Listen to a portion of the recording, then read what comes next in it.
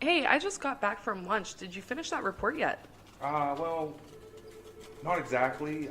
Still working on it. I'm not finished just yet. I got a little sidetracked, but I will get them to you first thing this afternoon. It is first thing this afternoon. Well, yeah, I understand that, but I mean, I am working on it. What do you mean that the report isn't finished yet? I'm still in the process of working on it. I've just been a little distracted. Distracted. Our meeting starts in an hour. I can have it. No. What were you doing? Were you listening to another hunting podcast again? I swear, I give the staff in this office the freedom to do whatever they want to do as long as they meet a deadline. That is the first bullet underneath your job description. Pays attention to detail and deadlines. And deadlines.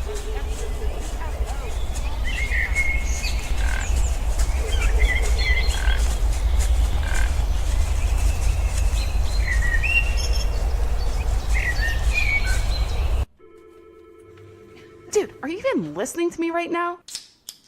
Hey guys, if you're looking for a quality bow dealership near Newcastle, Pennsylvania, look no farther than Williams Archery down in Edinburgh, PA, just minutes west of the city. They offer Hoyt, PSE, Elite, Bear, and many more brands. Go check out their bow fishing equipment or stop in for hands-on shooting lessons. Give Ron and Linda a call at 724-667-9660. We're also very excited to announce our new sponsor, Allen & Friends Custom Calls. With turkey season on everyone's mind, now is the time to order your custom-made calls from A&F. They offer V-cuts, combo cuts, and batwing cuts for all of your turkey calling needs. The best part, if you order today with our code WDP, you will pay $5 per call and receive free shipping. Order today on Instagram at ANF_custom calls or by email at ANFcustomcalls@gmail.com. Welcome to episode 33 of the Whitetail Distraction Podcast. My name's Austin, and joining me in my basement for the last time, because it's finally warm outside, Charles Hedlund. How you doing, buddy? I'm doing fantastic. Fantastic. It's nice out, man. It is nice out. We're going to be back in the Rack Shack right quick. I'm very excited for that. I am too. To be honest, I do like it in here. It's been homey, but I want to be outside. Yeah. I want to be outside with the birds chirping. I'm with you. You know, maybe the occasional turkey gobble. Oh. That was more like Indians trying to hunt something down. It's not a gobble. That's better. You're like, la la la la la. Shut up. Speaking of turkeys, me and Anthony just got back from. We were doing a little scouting on public land. Oh, really? Yeah. Very interesting. Saw one bird. Did you? Roosted. Yep. Nice. We walked all the way back in the very back and checked out all these fields and didn't see anything, man. No sign, nothing. Oh, really? And I kept telling him I thought I heard something down in the creek bottom. Yeah. But it was way behind us. So sure enough, on the way back out, looked down towards the creek bottom, and right on that last little knob, yeah, there was one roosted up in the tree. No shit. All by itself, one bird. Not sure what it was. Guy. Yeah. You weren't invited. I said, thank you for the invite. I know. You weren't invited. It was on the group chat. No, it wasn't. You sure? Positive. Well, then maybe you weren't invited. Yeah, I wasn't invited. Whatever. Anyway. I can't let you out of your cage. You got to stay in and edit. Yeah. Okay, we got to get these quick. Click in your pen. It's all good. Anyways, who do we got on today? I know. We got Ted Nugent and Cody Lundeen. Yeah. Dude, that's exactly who's coming on. Yep. I'm so excited for this podcast. Yep. Ted Nugent has finally come on. Uncle Ted. Yep. He's going to talk about the Trump 2020 rally. I'm really excited about that. And then Cody Lundeen's going to talk about how you can survive in the winter with nothing but socks. Because wool was the best. Yeah, I like it. Yeah. You know who Cody Lundeen is, right? Yeah, absolutely. Okay, good. Yeah. Dual survival. Yes. Yeah, I know what I'm talking about. All right, well, let's bring him on. All right, let's get him on. All right, guys, we're here today with the Whitetail Legacy Podcast boys, Cody and Homey. What's going on, boys? What's up, man? I appreciate that with the Homey introduction. I appreciate that. Oh, hell yeah, man. I mean, if anybody listens to your show, they're going to know who Homey is, right? Absolutely. And I suggest everyone listens to your show. You guys got a good old podcast over there out of Illinois. There is no noise in Illinois. His name's actually Honey, because every time I type it in my phone, spell checks Honey. Ryan Honey. Yeah. That's we actually named a stand. We put up a new stand on the piece this year, and we called it the Homey set. And, preseason, we were talking about it, and that's how it got changed to honey set, because every time Cody texts me about the hunting that stand, it changed it to honey. So you got iPhones, you gotta love it, man. That autocorrect is just great. I say ducking a lot. All right, boys. So I would say being over here in Pennsylvania and you guys having the show over in Illinois, I wouldn't doubt that some of the people may have stumbled upon your show, and we did give you a shout out on the VIP episode because we do listen and we do really like your show, and we do appreciate you guys getting us hooked up with Matt and Cindy, and those two are just phenomenal people. But why don't you get into a little bit of your introduction of where you guys are from and what you do professionally? All right. Go ahead, Homey. So yeah, we do appreciate you guys, shouting us out there. Matt and Cindy, our title partner, they do a ton for us, and we can't appreciate them enough. So they're very good people who have a very badass product, and it's something that Cody and I use, and it's very easy to promote it because we truly believe in it. As far as what I do, I'm a track inspector for the railroad. Been doing that for 5 years. 3 years before that, I was a signal maintainer for a different railroad. So I've been railroading about 8 years now. So doing that, I've got 2 boys, taking up a lot of my extra free time, but no complaints there because it's the best job I've ever had. Nice. I'm sorry, you said you work for a bus depot? No, I work for that road that's made of rail. Oh, Did man. you get that railroad? We got it. Wait, we hunt by railroads. Have you ever been where we hunt? We don't go that far east. Oh, We're okay. too small. Wow. Oh. Punch to the Right gut. out the gate, though. I'm Cody. I'm everything that Homey's not on the podcast. Homey is The looks. the tech guy, and I'm just the voice and the beard. I work for the railroad also. Little short story. Me and Homey got hired at the same time. And I walked in, I was like, that dude's got a camo hat. I'm going to sit by him. And that's how our friendship started. Wow. So, Exactly right. And, I've said before on our show, I've looked for Cody, somebody that's just like Cody, and it just happened to be Cody. I looked for that guy for 24 years, somebody who loves hunting as much as I do, somebody who loves the outdoors as much as I do, who loves to do the crazy shit that I like to do, and steps up and is a dad when his time came. So truly blessed to be able to find him. And if you guys are still looking for your guy, man, he's out there somewhere. It's just time and got to get lucky. yeah. Everybody's got to have a bro. Yeah. So, yeah, I still use that word. I'm cool. You're hip. But yeah, I work for the railroad. I do whatever job I can hold closest to home. So, sometimes I'm a welder, sometimes I'm a truck driver, sometimes I run a truck that hauls rail cars. Depends on the week. Last year I held 33 positions, so I like to switch around a lot. Yeah. Hey, there's nothing wrong with that, man. As long as you're close to home with the family, it's good to go, man. Yeah, and that's about it, man. And we run Whitetail Legacy Podcast, and just another shout out. We appreciate you guys having us on. I like your guys' show. I connect to like vibes in people, and I think you guys got a really good vibe going on as friendships, like me and Homey do. So when you guys are doing your intro or talking to the guests, I really like your guys' personality and how you carry yourself on the show. I think a lot of people's podcasts, even if you think that you are a good hunter or something, I mean, everybody don't have to talk about it all the time, to talk themselves up. And that's something you guys don't do. So I appreciate that. When I listen to you guys, I'm not like, man, these guys they're just bragging about themselves for 6 hours. So I appreciate that. But yeah, I know it's late for you guys. So we appreciate you having us on. No, absolutely, man. Right back at you. We appreciate you guys coming on, and I do like that you guys point out that we're not like, oh, we're the biggest buck hunters in the world and everything. Like, I'm a good hunter when it comes to killing does. Like, other than that, like, I get lucky sometimes. I think I'm just as good as my property. Yeah, that has a lot to do with it. No joke. And I think a lot of people, they take that for granted. They call themselves really good hunters, but I would just go ahead and venture a guess they have really good property. And you put any regular decent hunter on that property, and they're going to do the same thing. Yeah. You know, we haven't lucked into a giant buck like someone on this podcast yet, but yeah, you know, we're not doing too bad. Dude, feed a lot of corn, hunt in a high fence, and you can kill them all the time. Nothing to it. I'm telling you guys. I've been telling people this for months. So I've been cutting holes in the high fences near us and hoping that they'd sneak out, but I don't think I'm cutting the hole big enough. yeah, you got to get it wider, man. Yeah, that's the problem. Too wide. The 300-inch deer can't fit out of it.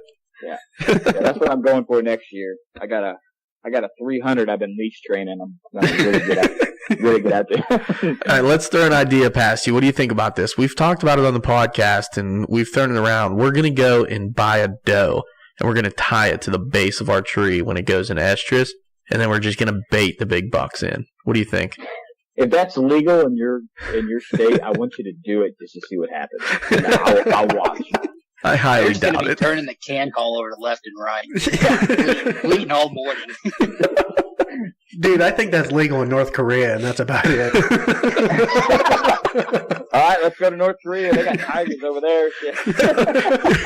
Baiting tigers, is that legal? I don't know. I'm out on that, man. Anything that could kill me. I'm even a little skeptical on bears. People talk to me, like I get messages from people about bear hunting. I know nothing about it. Absolutely nothing. I know a little bit more about deer hunting than bear hunting. But Yeah, maybe you don't want to come to my camp then. There's plenty of bear up there. There's a lot. Big black bears, man. We had my buddy on the podcast a couple episodes ago. His group killed a 780-pound black bear. Jeez. That is giant. That is giant. Yeah, we've got some connections to kill some bears, and that's something that me and Homey talked about doing eventually. I think it'd be cool just to learn with anything. I want to learn, like, you know, how are they traveling? What are they eating? What are the animals doing? Right. And I think that would be very cool to be able to do, even if I didn't kill one, just to learn about them and figure out a little bit of what a bear does naturally in the woods. Cause I literally have no idea. Me and Homey, remember when we were talking about the deer out west on our podcast? Oh, Every dude, time that was so someone dumb. that listens to our podcast that's not from the Midwest just owns us. They're like, they know shit about bears. They know nothing about mule deer, right? I was like, what's a mule deer raking antlers on in Nevada? There ain't no trees out there. to get the velvet on, you know, Right. the deer in Kansas, you know, rub it on. They just rub it on each Every other. time I hear that, I'm like, wow. Yeah. Nothing. They just fight it off. They just tangle antlers till it all comes off. I think that's it. We don't You've know. got a better idea about it than we do. Yeah. No, I have no clue.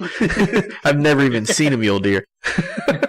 You haven't? Not in person. Oh, dude. I've never been farther west than Illinois. I told you this. Oh, it'll be all right. We'll get Yeah. there eventually. Someday, Well, guys. I want to bring it right back. I want to go back to the beginning. How did you get into hunting? You know, was it your family that got you into hunting? How did you get into high fence hunting? You know, all that fun stuff.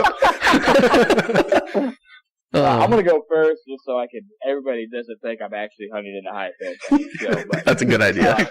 me and Homey, we are like a couple of literally nobodies that started the show for a certain reason, you know, and we could get into that later, but we get with anything, once you get some kind of following or people listen to you, you're gonna get some haters. And we've had some epic haters. We had one guy just type this page as a joke. And that's still a joke that me and Homey talk about. Yep. He'll post something, I'm like, this page is a joke. You just need to shut it down. You know what I mean? But we go off the thing is if you troll yourself, no one can beat you up, right? Because if you troll yourself harder than anybody else, then they can't even compete with yourself. So when they say something, you're like, bro, I said that like 3 months ago. But I had a lot of high fence comments when I shot my deer. You know, it's a giant deer, right? And I got high fence comments. I got the gun comments. I got it all, you know, the poached comments. And then, I passed that deer last year when he was 170 and you should have passed him another year. I got it all, right? Oh, get out of here. Dude, no, for real, I gotta pause you. When I heard you talking about someone mentioned that, you know, that deer was too young to harvest, and I actually got infuriated. I almost drove off the road. Like, I was heated for you. Like, I was so mad. I'm like, are you kidding me? Like, these guys just went into all this detail on this buck, all this history they have on this deer. And then someone's going to message them and have the balls to tell him it's like a 3.5-year-old, I think the guy said, or something. Yeah, he said he was 2.5. 2.5. He thought he was 2.5. And Oh my Homey knows God. the guy that I was talking about. A 2.5 at, well, he would have been mid 170s, maybe close to 180 if he wasn't broke off, and said he was a 2.5-year-old. I mean, high fence is possible. Yeah. But yeah, I got those comments. I think when, I've told Homey, I'm shooting these deer, and people just keep getting closer and closer and hunting stuff closer to me. And I have I have an insane amount of hunting pressure that I don't think people understand. Around my area, there is a ton of hunters. It is ridiculous. 42 shots in the first 4 hours of opening day shotgun season that I could hear, right? Right. So, Sounds like Pennsylvania. In the first 15 minutes. So, I mean, it's ridiculous. And it's all leased ground. Everything's leased around me. That's just the way it is. And me and Homey have a 21-acre piece of heaven that we're lucky to be able to lease. But yeah, that's just the high fence jokes. It's just trolling yourself worse than anybody else can. And I do it hardcore, and Homey does the same thing to him. Homey got a joke about his buck was a small buck, and now he trolls himself about shooting small deer. It's just fun to do, and once you get to the point that you don't care what people think about you, that's when you can really start living, your realist life, and that's shout out Gary V on that right there. Sure. Homey knows all about that. But getting started hunting, no one in my family deer hunted. Absolutely no one when I grew up. I had this buddy named James Thomas, and he was just selling this dart and bow. And I was like, yeah, I've seen some deer around. I'll just buy this bow. And I ended up buying this old Darton. It's 70 pounds. I didn't know anything about it. The draw was too long. The poundage was set at 70 pounds, and I couldn't draw it back. I had to keep practicing. I eventually got it back, and I went out, and on one of my earlier hunts, I shot a 8-point basket rack that might have went 80 inches, right? And this was in southern Missouri, which it was a lot of people thought it was an awesome deer. And for me, the first buck that I'd shot was just insane, right? I shot an 8-pointer. It was all about points when you were young, right? Absolutely. So it wasn't like the score. It was like, oh man, I got a 12-pointer, and you're like, a 12-pointer? Holy shit, you know what I mean? So I had, an 8-pointer. There was a couple stubs on the bottom that I was like, oh yeah, those are points too, but they weren't, but that's how I got started hunting, and I did the small game thing, the rabbit hunting, the squirrel hunting. My dad was into that stuff, but never into deer. Got into turkey hunting real heavy, started hunting with my grandpa when I got a little older, rifle hunting, shot some nice deer, bow hunting, shot some decent deer, and then moved to Illinois where there's, 150s behind every tree, and actually started shooting a lot of respectable deer, some nice deer. So yeah, everyone from Pennsylvania knows there's 150 behind every tree out in Illinois. I'll say this. I guarantee you that there's more 150s in Illinois than Pennsylvania. And that's something, like I said, about your podcast and ours. We're 100% honest. You know what I mean? I don't know how many times I've said on our podcast that the piece of ground that I hunt is extremely good, right? And that's part of the reason that I'm successful. But the point that me and Homey try to instill on our podcast is if me and Homey can find a piece that's that good, literally anybody can. Homey, how many times do I call you about this, another little piece that I found and I'm like, oh, this is going to be fire? Yeah, all the time. It's a piece that everybody looks at because they can see the potential, but they're like, well, it's only 14 acres. Mm-hmm. Or it's just a single draw between two pieces of, one spot's public ground and then the other one's like a sewer. Nobody is willing to take the risk of hanging a camera there that they really want in this fire spot that they get awesome pics of year after year. And, that's one thing that Cody brings to the podcast is he's got the hook upon some dynamite ground. Yeah, I mean, I'll be straight up honest with you. The ground that I hunt it's good, right? But the reason it's good is because we make it good. If we went in there and hunted not smart or hunted a lot, it wouldn't be good because the deer would just get pushed right off. So that's one thing I think you guys do well on your podcast, the average hunter going out there and getting it done. And I think that's something that we strive for to show on ours is the average hunter getting it done. And I've been an average hunter, and I'm still an average hunter since I started bow hunting, right? Yeah. No matter how many deer you kill, what the size is, you're still literally a steward of the woods, a steward of deer. And there's times that I realize, we found a shed, and then 2 weeks later, I figured out it's a deer that we had history with, right? And if I was a good hunter, I'd know that automatically, right? But it's just, it takes time, you know. I'm not a good hunter yet. I have years and years. When I'm 90, I might be good. I feel like I should be pretty good by then. But I'm right there with you, man, honestly. Yeah. Yeah, we've been fortunate. We've been hunting a long time, the two of us, you know, and me personally, I've been very fortunate to gain advice from my father that's been hunting forever and ever. And I would say he's a very good hunter. You know, that's someone that gets it done year in and year out on all kinds of deer in different states, you know, and he puts in the work. But going back to what you guys are talking about, let's not forget the reason you're even setting foot on that ground is because you earned it. You know, you're doing extracurricular things outside of hunting season that a lot of people wouldn't even think about doing, you know, which is incredible. Mexican birds, man. Mexican birds, man. The key to success. Find someone that wants you to take care of some migrating birds, you're in. The Mexican cartel birds that transport cocaine across boundary lines. I'm going to teach them how. I mean, only have the real stellar ground. So. You wanted that 4K camera, right? Yeah. All right, homie. You go. I talked enough. I think I went on my first hunt, the rabbit hunt, when I was maybe 8 or 9 years old. I was a dog, so I was walking through like 12-foot dillweed patches, falling on my ass every other step. We actually just put up a post on Facebook here, and I told this story. And after about, the 30th time falling on my ass, I'm like, I'm not sure that this hunt thing's going to be for me. It's just too much work. I'm constantly falling down. I don't know what I'm even doing out here. I'm wearing this bright orange clothing. Every rabbit's going to see me.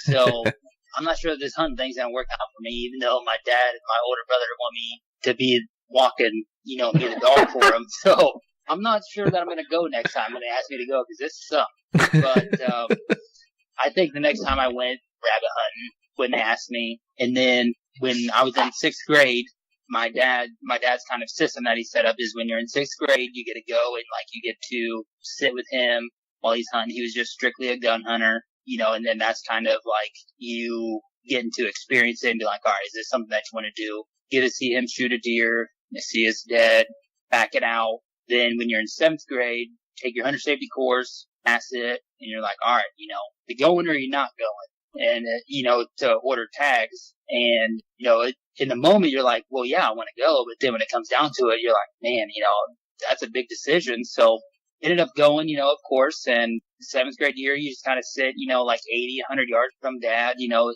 where he can tuck you in on his way to his stand. You're set up in a little portable about 8 feet off the ground, make it feel like you're up in the stand. And I didn't shoot a deer until I was a freshman in high school with a gun. And it was like, I missed a deer at 4.5 yards, my 8th grade deer, because he told me, he's like, hey, if you ever get tired, just get down on the platform and go to sleep, that way I don't have to worry about you falling off the seat. So I was like, okay, so I did that because I had a basketball game the night before, get down, and I literally am back in the seat for 10 seconds, and this doe just comes hauling ass right by me. And it's probably the third legit deer I've had the opportunity to take a shot at, and I mean, it just whiffed it. So then, you're a little kid, you're all ramped up at camp, getting lunch, and you're just telling everybody, and then everybody's like, you missed a deer at 4.5 yards? So I'm kind of that guy, that has that story because, you're so amped up that you had a deer that close. But moving on from that, my very first hunt when I was in 6th grade with my dad, he shot a buck in the morning. We tracked it, couldn't find it. And then that afternoon we went and we hunted off the ground. And he shot a mid-160s at about 8 yards. So that was pretty cool for me to experience. And at the time, have literally no idea what just happened because it's his biggest buck of his life. And, just to see how magical, looking back on it, how magical that moment was to be there with him and experience him getting his biggest buck. And then you just start piecing it together. Dude, we were on the ground. The deer coming behind us and shouldn't have even been there and just all the crazy stuff that happens when you're deer hunting. So that was really cool. And then I got my first bow when I was 16. I was able to drive myself to my hunting place because it's almost an hour away. And so that first year I was able to drive, I got my bow, and I started hunting like I was shotgun hunting because that was all I knew. And then, I shot a couple small bucks with a gun up to that point, and when I got that bow in my hand, I just felt like I needed to get on that trophy level and, take a 130 and above. And let me tell you, if you're bow hunting in October like you're shotgun hunting in November, it's not going to happen for you. So, I've passed some bucks that I wish I would have shot. And, even sitting here talking to you guys today, I wish I would have shot that 110, that 120, shot that 100-incher, shot that forked horn, even though I already had 2 of them down with a gun, just because shooting a deer with a bow is totally different. And that process from October 1st to January 15th or whatever the season closes on, because it's different every year. The deer transition, throughout the year, throughout the season, and that's something that I didn't know, getting a bow and being pretty much the only bow hunter in my family. So I wish I would have shot more smaller bucks when I was learning, because I think now, looking back on it, that is a very important part of becoming a good hunter, and I am clearly not a good hunter. And you'll see that in our fifth film when we release it. No, that was a really good answer, though, honestly, man. And like you said, you wish you would have went back and shot that smaller buck and just went through the whole process and everything, because everything was so different. It really is. It's like being on another planet between bow hunting and gun hunting. It really is.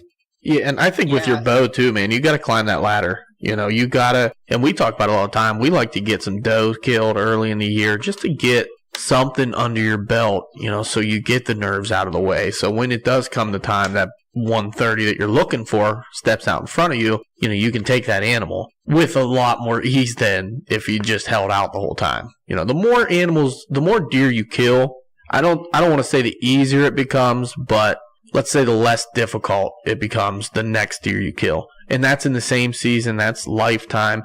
I don't care who you are. That first doe the season walks out, your heart is racing out of your chest. I know mine is. Yeah. And I get all kinds of fired up, and it don't matter how many times I tell myself it's just a doe. It's just a doe. I'm still just totally excited, but I do believe, like you said, when you can climb the ladder, when you start out, and I've had people that want to come hunting, they see me hunting, they see some of our family success, they think it's easy. They don't see the hard work. They don't see the hours in stand, all the times you come home with absolutely nothing. All the years that we've spent just working and scouting and putting in the time on properties to learn a property. They don't see that. They just want to go out and they want to kill a big buck. That's not how it works. I don't care what state you're in. That's just not how it works. Now, you can buy a big buck, like Cody did, but that's typically not how it works. I think the first buck that I shot was the most beautiful 6-point in my mind. This thing was just a beautiful little 6-point, man, just barely legal. 3 to a side, point restrictions up in the mountains and on public land. It was actually really cool, but I shot it with a rifle. And then when I got a bow in my hand, it took me like 12, 13 years to kill a buck with my bow. I've had a lot of close calls. I've had a lot of misses. And it's even horrible to say, but I've even hit some and not recovered them.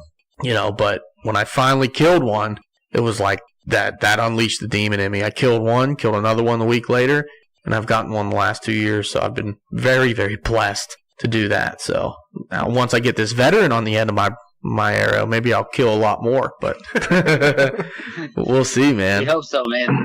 Hell you yeah. Have to muffle the national anthem, other than that. That's okay, because I already hunt underneath a bald eagle's nest, so he's singing the whole time. You're good.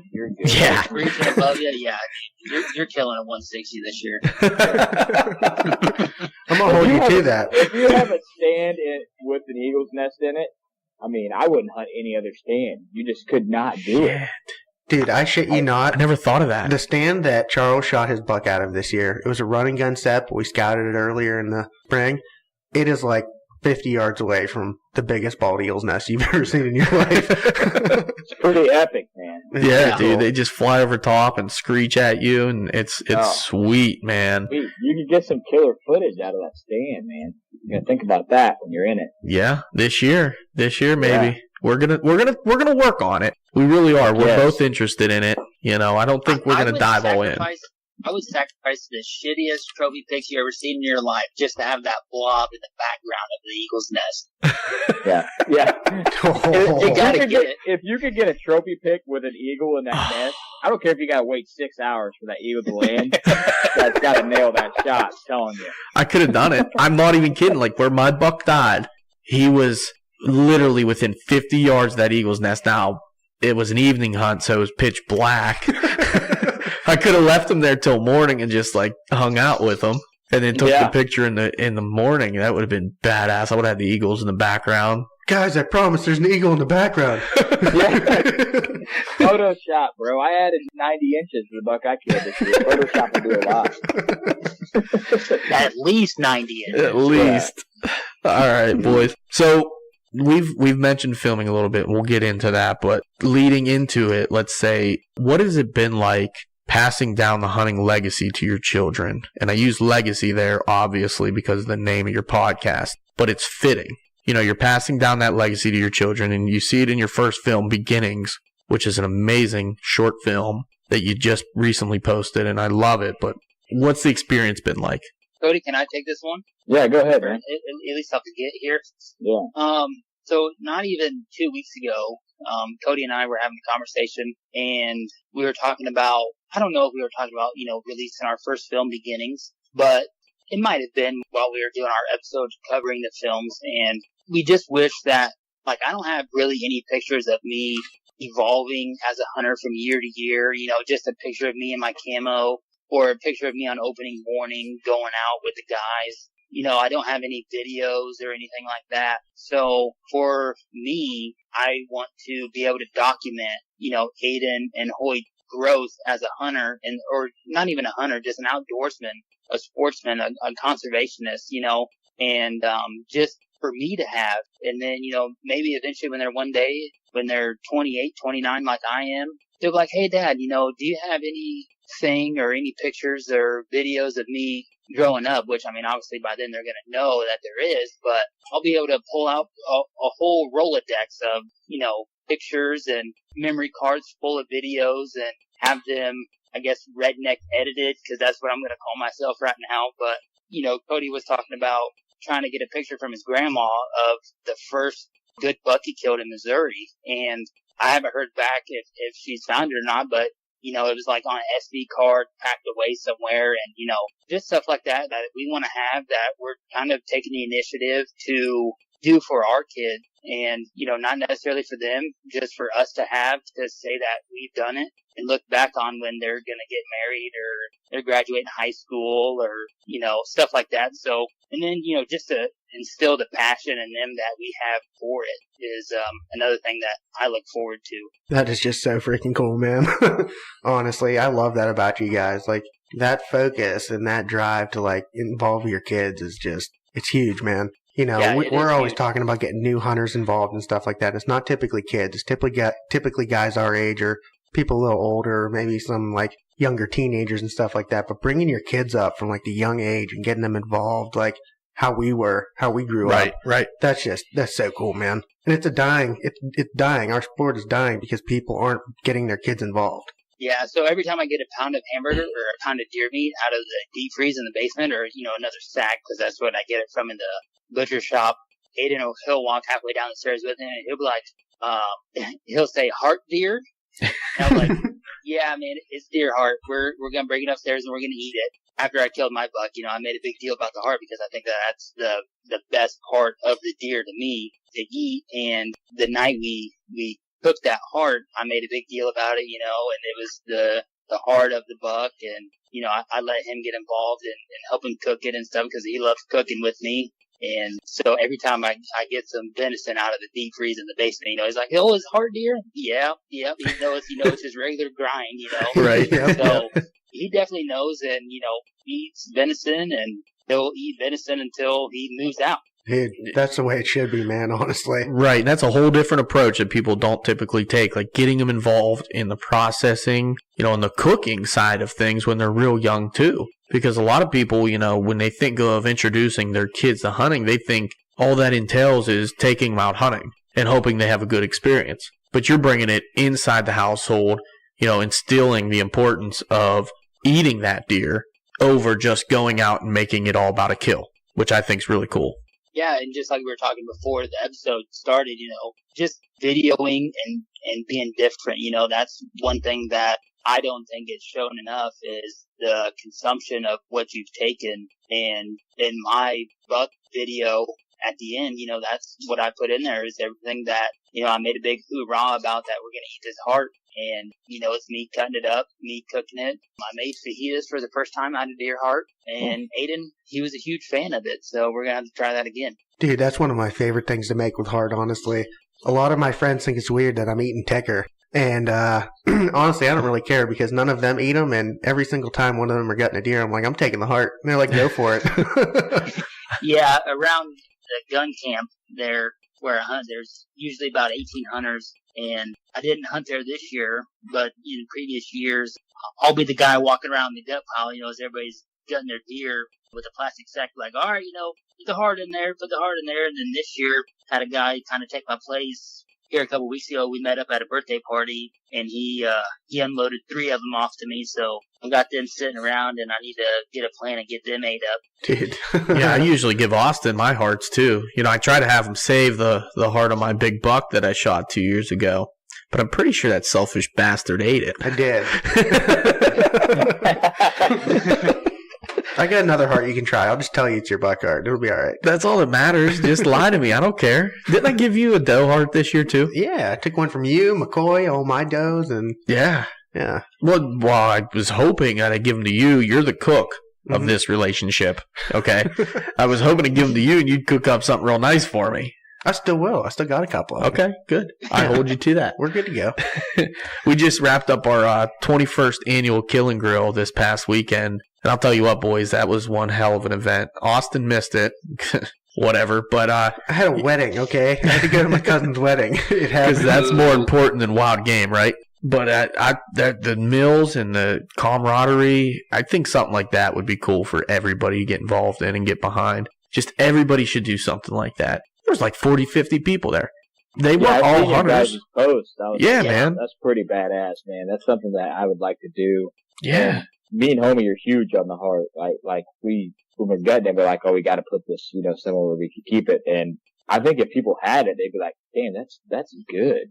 That's fire. You know what I mean? And it is. And I take a lot of pride in cooking the deer. I did in a couple jerky cook-offs. Homey's had some of my jerky. I take pride in that stuff. I can make some fire jerky, and people are like, it's prime rib jerky, and people think I take prime rib and turn it into jerky. I'm like, no, man, this is venison. You know what I mean? And people have it. They're like, holy shit, man, you got to shoot me a deer. You know what I mean? And I'm like, that's just to go off. I'm the same thing as Homey. I don't, need to go real deep. We named our show Whitetail Legacy because we want to leave a legacy of knowledge behind for our kids, right? So all our stuff saved. So if my kid's 16, he'll be able to go back and how many episodes we have and listen to us grow as hunters, listen to the guests we have on. That's going to make him such a better hunter, and I'll be able to talk to him. I hope he brings up like do that James Wheeler episodes as baller, and I'll be like, go into detail with him, right? That's what I'm hoping. And, I think it's important on our podcast, we try to have fun like you guys do, because hunting's supposed to be fun too. So when our kids are listening to this, when they grow up, we want them to say, well, they were learning, but they had gang loads of fun the whole time, and I want my kids to look back and say, well, I was with my dad from 2 years old, track a deer or look at the sheds or whatever, I want to do that with my kids. And I think it's awesome that you guys try to get people into hunting, because I feel like if people understood the passion of it and the joy that it is, they would be hooked for life, just like us. But we take utmost pride in our kids and instilling the passion and the understanding of why we do it, not just the killing.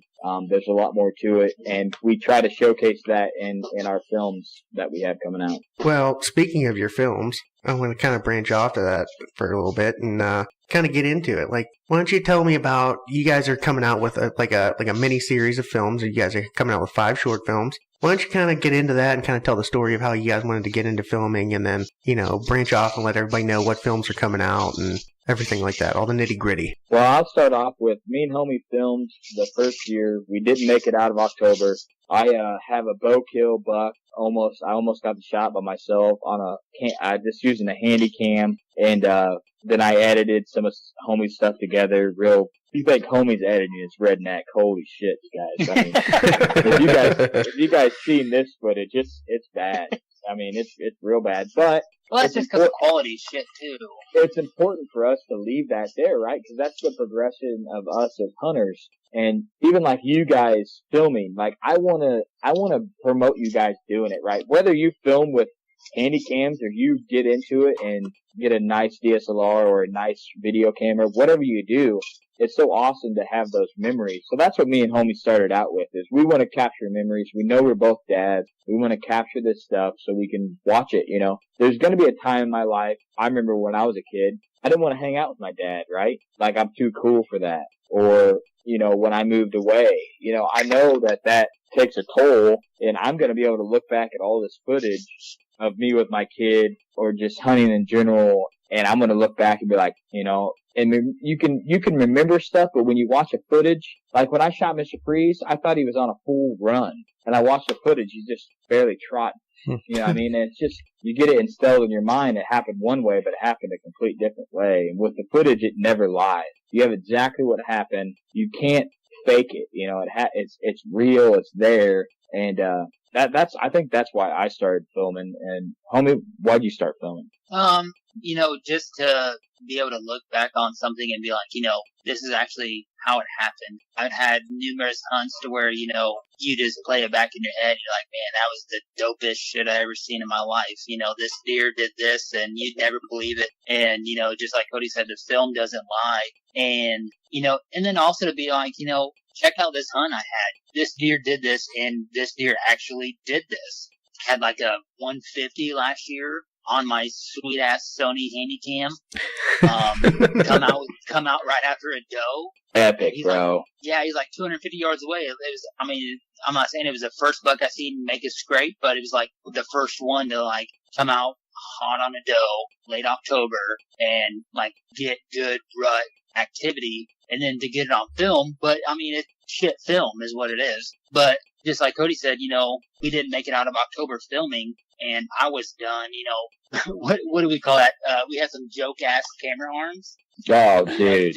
Just like some $30 camera arms, just, you know, basically a zip tie around a tree with a rope to put your camera on is what Nice. we had. And, you know, we thought we were kind of, you know, big stuff, and we just got burnt out because it was just such a hard transition, and, you know, we just wanted to capture everything, and it's hard to do that. And then, you know, I had an encounter with a buck that was like the very first buck I ever had history with. I had 2 years of pictures of him, and then he'd come out into a standing bean field, and he's probably 150 yards away, and I'm like, oh, hey, there's this buck that I've been seeing on cam. So I kind of grunted at him, and he looked over at me, and, you know, I got him in the frame and stuff. I was telling Cody, I was like, oh, dude, I've seen that deer, you know, and I'm at the truck watching it on my handy cam, and I'm like, no, it's a totally different deer. I said, just forget everything I ever told you, because it's not the same deer. But when I was in the moment, filming it and calling to him, I was like, dude, this is that deer that I got on trail cam. But just like it's happened to me before, you know, you think it happens one way, and it's a totally different experience. But you get to look back and see how it actually happens through film. So Cody had edited, well, I don't know if he even edited, I think he just put all the raw footage together. Hey, but I edited that shit, man. I added music, man. Bro. Shit. A lot of hard work in that. Maybe like 45 minutes. Apparently your transitions were weak as shit. Yeah. Well, you're supposed to put more techno in it, so I mean, come on. Yeah, for sure. Techno beats, bro. Oh, he knows. Techno. After, it might have even been March of last year, Cody had finally, he went to welding school or something to learn how to weld because he didn't know how.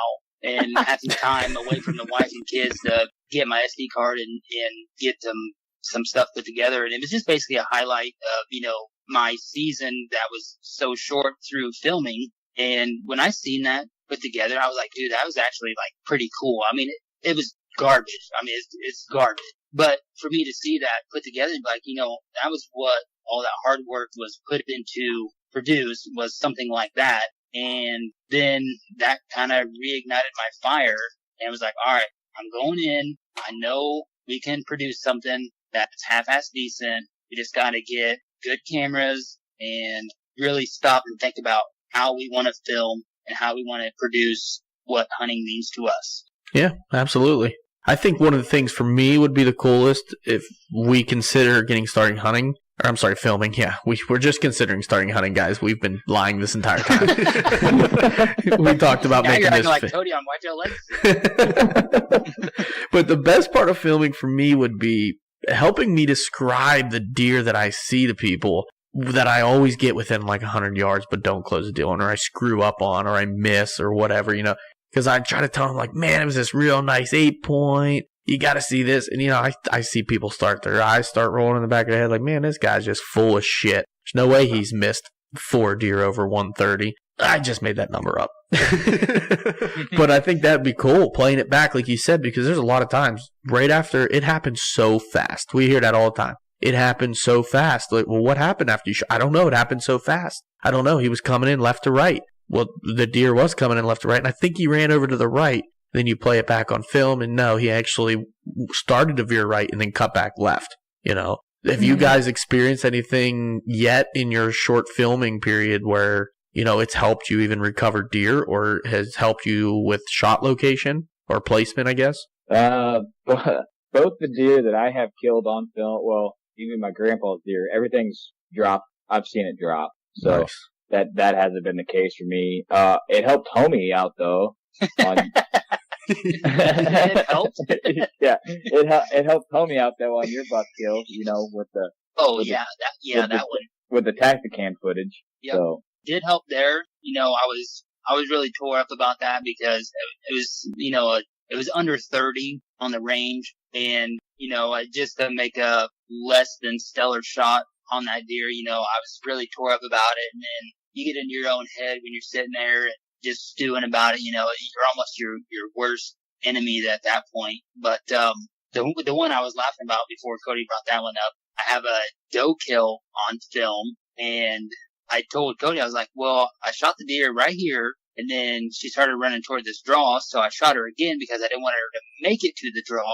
And if it was in focus, you'd be able to tell a little bit better, but I'm not a very good filmer and I'm not a very good hunter, so both of these are kind of meeting in the middle. I missed a deer at Cody, how far is that? 15, 18 yards? 12. You're supposed to say a bigger number than what I said. See, the film don't lie, bro. All right, so it's 4 yards. You just reached out and threw your arrow at him? No, we're done hunting. We're on full-on cool kid level. I missed this doe because she about picked me off, but I managed to squeak through that, and then I was like, dude, I shot her right there, just blew right through her because I seen the leaves scattering. It was just a nice quartering away shot. And then I seen her running towards the draw, so I was like, whoa, damn, I got to shoot her again before I have to drag her out of the draw. It's more work. I don't want to do that. So the second shot on video, you can definitely tell I blew her up. And then I'm like, well, she's down in the draw. I know she's down right there.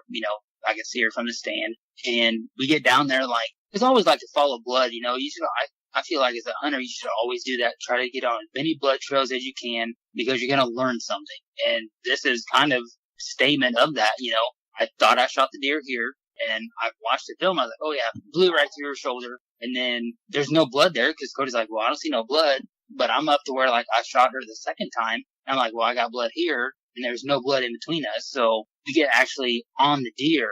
And entry wound is on her left side, the opposite of what she would have been if I had shot her the first time. So, just for me in my brain, it was super hard to convince myself I missed that deer. But then I hit her on the run at 35 yards, and she's dead within 40. So that was a pretty good scenario of something that you can look back on and be like, when you get it on a big screen instead of your camera, definitely try to get it blowed up as big as you can to be able to look back on something and review it. Clean miss at 12 yards. That's something we can all agree on. and we're gonna air that. So. Oh yeah. Oh, dude, you should, man. Yeah. You got to learn from your mistakes somehow.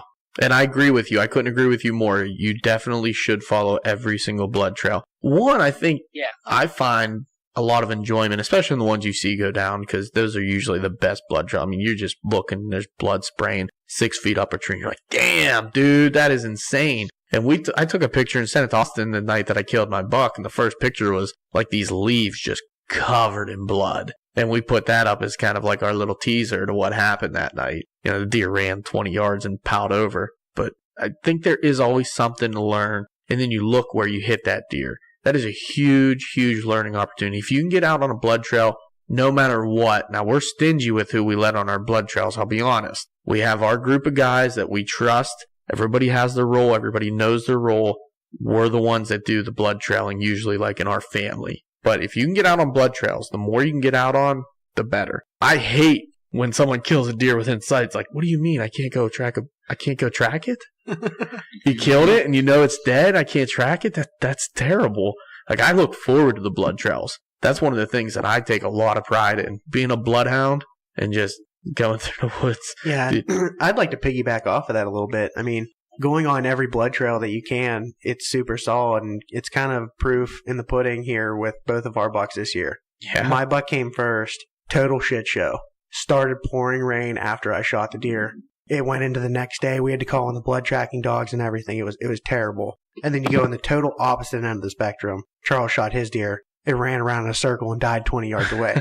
You know, it's total opposite end of the spectrum, and you learn from both of those. I mean, it's knowledge that you can't pass up without having that hands-on. Yeah, it was really cool. And I've been on a lot of blood trails, man. A lot of blood trails. I love it. Like I said, I love it. I've been on some really exciting ones. Ones have gone into the next day, and we're running around like idiots. Well, yeah, yours as one of them. But no, the ones where the deer was alive the next day, and we're tracking it, and we've tracked it in a full circle like a rabbit, and have come across the same blood trail a second time. We're like, wait, this blood wasn't here. And figured it out, put the pieces together. And that was insane. I mean, we were literally running around barking at like beagles at one point. We were young and stupid, but we had a lot of fun with it, you know. One thing with my bug this year is that I hadn't really ever had to deal with was melting snow. So I had shot that deer in the morning. I knew it was a farther back shot than what I wanted.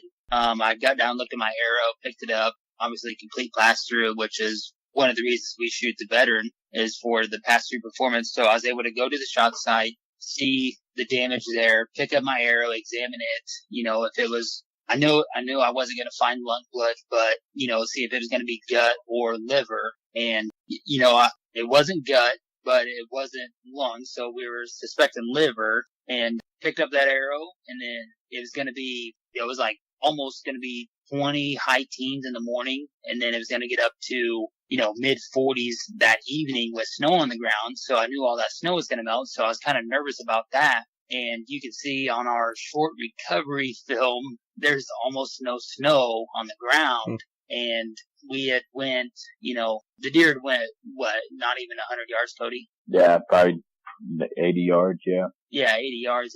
I mean, we had been following blood, and then we lose blood for 10 yards and it come back on. So that was something new to me, is, you know, just like you said there with the rain, but mine would have been, you know, the melting snow presented a different challenge that I hadn't been on yet. So it sounds like you guys had a pretty good season, though, overall in 2018. I mean, you both got bucks. One of you with a bow. Shout out to Homey. Good job. One of you on a high fence property with a gun. Yep. You know, you get the A for effort and the the second place trophy, Cody. You have to get it done somehow. I mean, participation trophy. Of corn. Shout out next level. Yes. He's gonna hate that I just said that. I'm gonna get like 98 text messages. It's gonna be hilarious. 98 snaps. Yeah, I thought he said that, you know, corn was so healthy for deer. You know, you just throw that giant pile of corn and salt out there for them. Yeah, that's all you gotta do, man.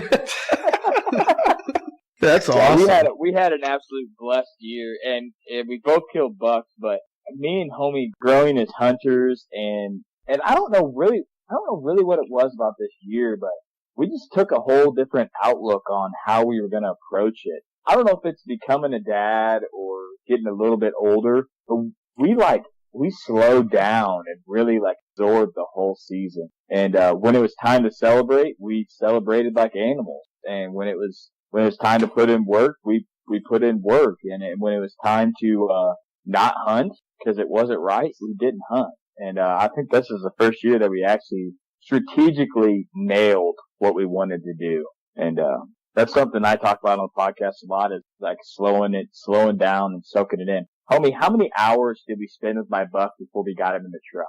I would say at least 3. Oh, man. Wow. Dude, it was a long time. It was a long time before we even moved that deer an inch for like a picture or, I mean, I guess Cody moved him freaking out, but, other than that, he did not move. And, that was, I think you even say it in the video, like, dude, I just want to like soak this in and just, feel what I'm feeling right now. And then I don't even know why, but Jake was there, Cody and I's friend. We were trying to get him a doe. So we kind of had like a third guy there to take the camera and just get Cody and I down for a deer that we had been chasing all year. And I don't even know why, but next thing you know, I'm crying. And it was just like, because we didn't feel like we were good enough hunters to be able to kill a deer of his size. I mean, this deer is super smart. We felt like he was only accessing the property on a southwest wind. And, then it's literally unkillable. Cody shoots the deer. He doesn't even know it's Mr. Freeze. And he's like, so Cody calls me all shook. And I'm like, I answered the phone. I could tell he was shook. I was like, all right, did you kill him? And he's like, no, but I just killed probably my biggest buck ever, probably 170, just get down and get over here. So I was like, all right. I want to pause you there so people don't think I'm crazy. So in my mind, right, when you see a 190 coming through the woods, you know it's a 190, right? I mean, I would hope so. I don't. When it happens, you don't think it's a 190. Like, in my mind, like, when I've seen that deer, like, 3 years and never even putting eyes on him, I imagine me seeing him as, like, this epic moment of, like, oh my God, it's him.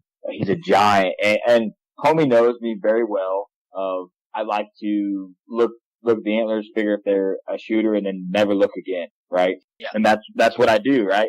Yeah. And another thing that I do that a lot of people don't do is I fake kill the shit out of stuff. You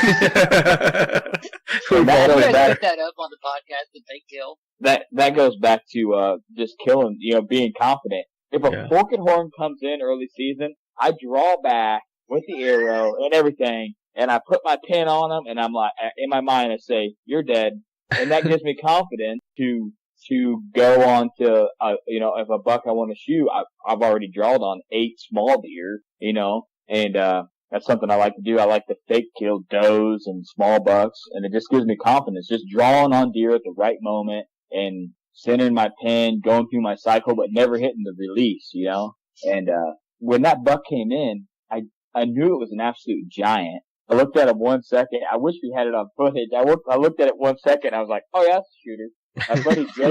My buddy Jake's in the stand with me, and he goes, there's a buck. I'm like, oh, yeah, that's a shooter. And then I just throw him the camera, but you can go ahead and go back. In the film, it's kind of confusing because, like, I'm in the stand, and I don't know it's him, and then I get up there. But you can't see those inside kickers. And without those inside kickers, he's a mainframe 170 class deer. Yeah.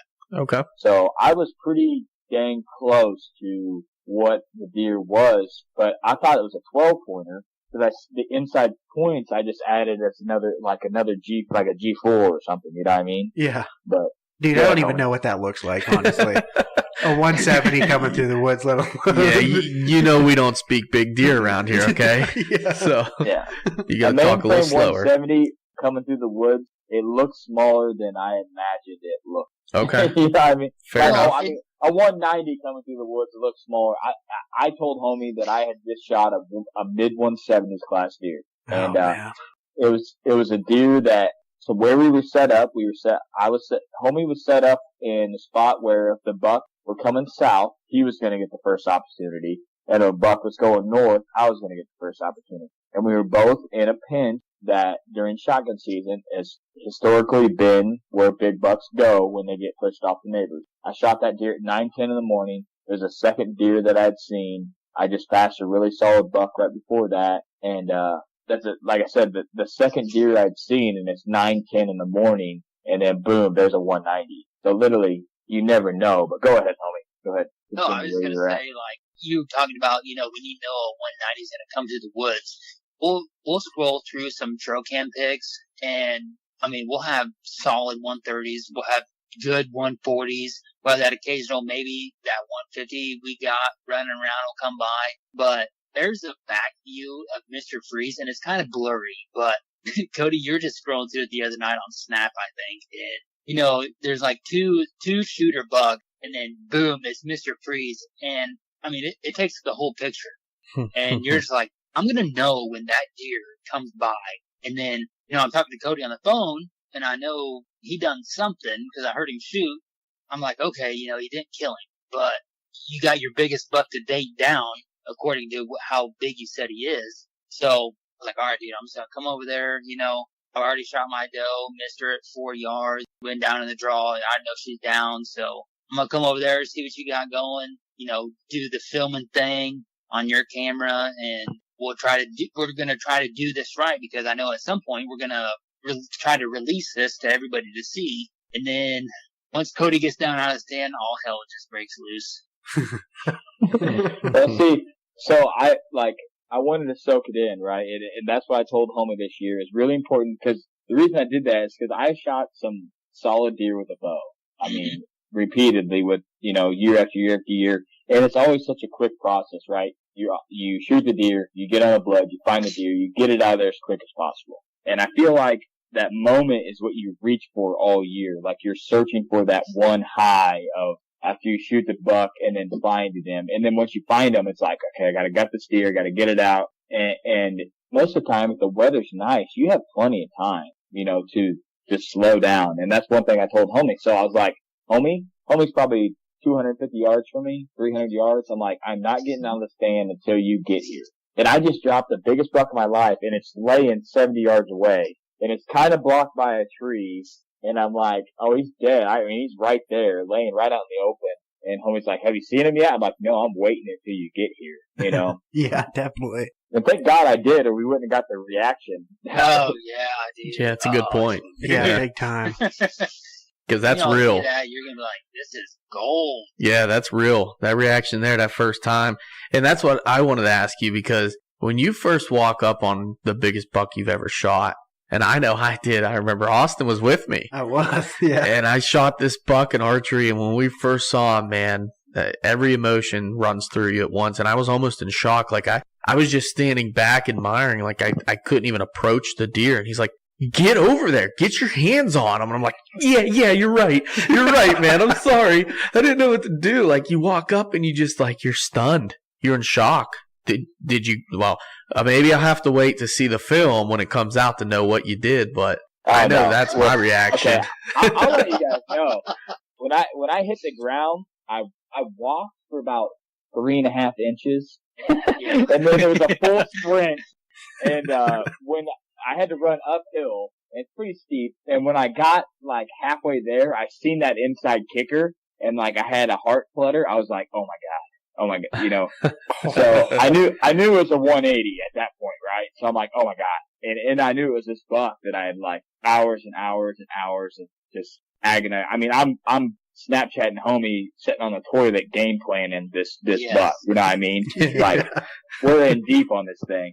And, I see that inside kicker, and then I took no time to get my hands on him, because I grab a hold of it and I'm like, you're at a moment. So I don't feel like I have been hunting long enough to kill a deer of that quality, right? I feel like it's not something that you can't, I don't feel like you can 100% earn a deer, but I feel like you can somewhat, right? You can put the work in, you get the skill, you get the knowledge, and you figure it out. And I don't feel like I got to that point as a hunter where I know 10 guys that are way better hunters than me, right? That haven't got to that point, that have put in 20 plus years hunting, that haven't done that, right? That's something that everybody wants to do, right? They want to shoot, a 200 inch class or a 190 class deer. And I just didn't feel like I was there. And you guys have seen the footage. I literally say on camera, I do not deserve this deer. And it's raw. It's 100% what I was feeling in that moment. And He like then, shuns the deer completely away from him. I'm like, wow. you know, and then I went complete Ricky Bobby. I didn't even know what to do with my hands. Like, We're complete Ricky Bobby. What I'm doing with my hands. I'm standing up. I'm down my knees. I'm holding it. I'm turning it. You know, and I look at Homey. I'm like, Homey, do you believe this? Like, this, you know, this shouldn't have happened to me, right? This shouldn't. If people knew how that property was set up, the chances of me killing that deer, the hunting pressure that was around that area to kill him on 21 acres is insane. That is literally ridiculous. That's And not a very big piece of property either. After small. 42 shots opening morning, this is the second morning. Oh, And that damn. deer's okay. still running around. and the neighbors are like, "Oh, we missed a legend." I'm like, "Oh God!" Friday morning, they're like, "Oh yeah, we missed a legend this morning." I'm like, "Oh, who does that sound like, dude?" Yeah, you know, and I, like Homey says, I'm real tight on my pictures when I got an absolute stud because you know, not everybody can know what you got running around because it's already happened. Homie knows. Dude, I got loose people- lips shanks ships, man. Yeah. We I are got all people with about that. Cruising in tighter and tighter on my little piece, you know, Mhm. and people that got 400 acres are getting tighter on me, and I got 21. I'm like, Yeah. if you guys hunted your stuff right, my deer is living on your piece. Right. And I know that. I'm not going to tell you that. My deer is daylighting on the piece that you're hunting. I'm 100% positive he is daylighting on the piece that you're hunting. And you're cruising in closer to mine, and you're actually getting further away from the deer. You know what I mean? Hey, that shit happens. They see and they hear what you're after, and next thing you know, they just want to kind of piggyback on your success or of a success as far as scouting and doing the work, you know. And they But want I also want to say this is Homey put in a ton of work on that property, and he had just as much chance to kill that deer as I did. And that deer wasn't. It was killed on skill by running trail cameras and setting up in a pinch. Which, if you've seen this spot, I mean, Homey, people wouldn't realize that as a pinch.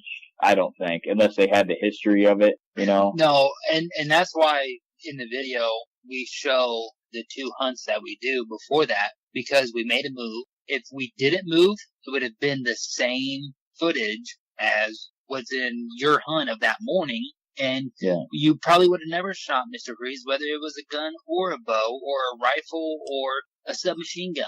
I mean, you would have probably, it's just too thick. Yeah. So that's why we showed them two hunts. We broke it up with an interview explaining that.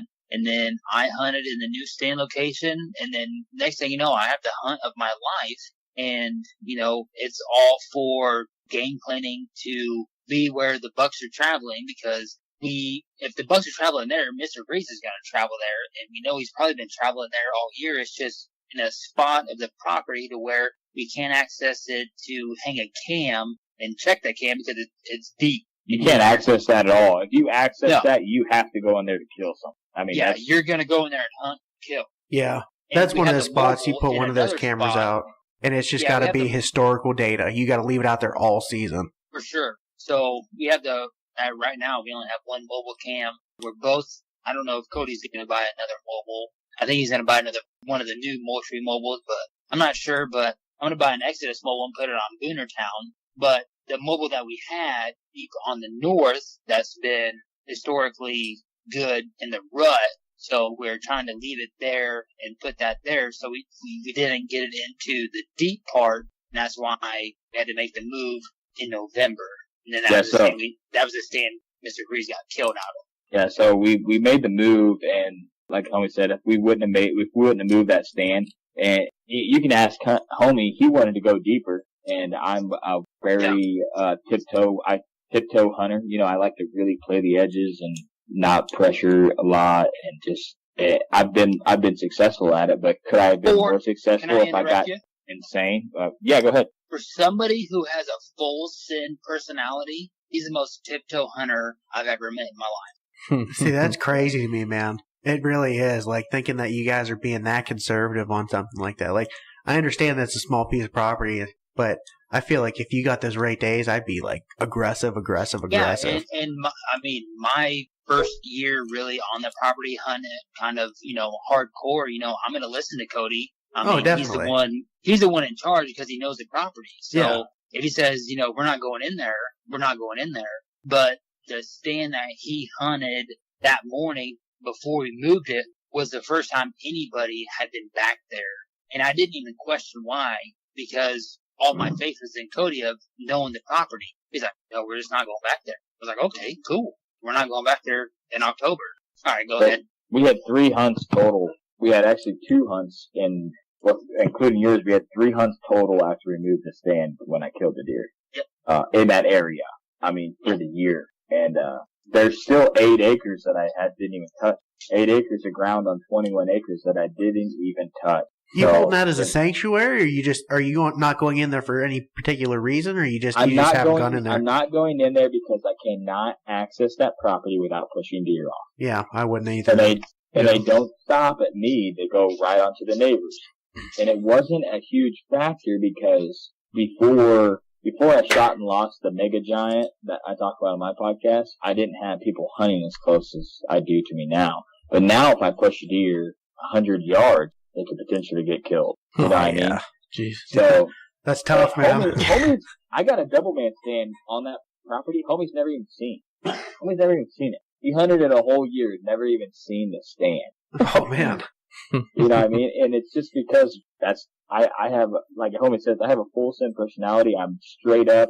I think I'm a funny guy. I like to crack jokes. Shout out to Homie. I bag on him hardcore. He's got huge shoulders. But he kicks it back every now and then when he gets a good one. But yeah, you got guests making fun of him and everything else, man. Oh, it's great.